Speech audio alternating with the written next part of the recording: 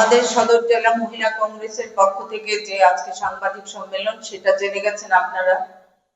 কারণ আমাদের মহিলাদের উপর যে অকথ্য নির্যাতন চারিদিকে চলছে সেটা সবারই জানা।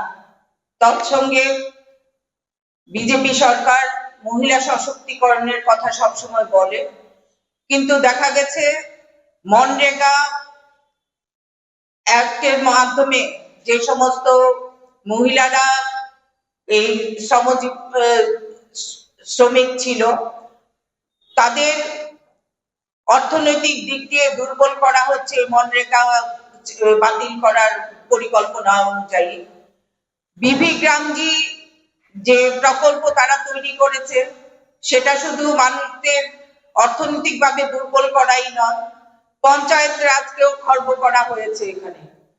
তো আমরা ত্রিপুরা প্রদেশ কংগ্রেসের সাথে ত্রিপুরা প্রদেশ মহিলা কংগ্রেসও এই আন্দোলনে সামিল হয়েছি এবং আমাদের সমস্ত দাবি দাওয়া, বিশেষ করে মনরেগা পুনর্বহালের দাবি এবং রেগার শ্রমিকদের ন্যূনতম মজুরি 400 টাকা দাবি জানিয়ে আমরা এই আন্দোলনে সামিল হয়েছি এবং তাদের আইনি অধিকার যেটা ছিল সেটা যেন ফিরিয়ে দেওয়া হয়, জবাবদিহিতার অধিকারকেও ফিরিয়ে দিতে হবে, তবেই আমরা আন্দোলন প্রত্যাহার করব।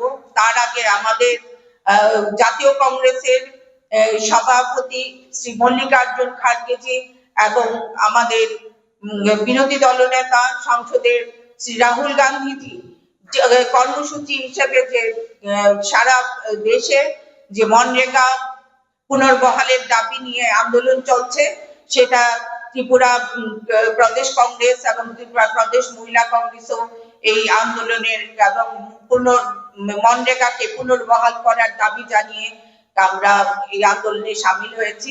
তার জন্য এর মধ্যে প্রতিটি জেলায় আমাদের মহিলা কংগ্রেসের তরফ থেকে ধর্মনগর, কৈলাসহর, আমবাসা, তেলিয়ামুড়া, বিলোনিয়া এবং উদয়পুর জেলা আর আজকে সদর জেলায় সম্পন্ন হয়েছে। প্রায় প্রতিটি জেলায় এই সাংবাদিক সম্মেলন অনুষ্ঠিত হয়েছে।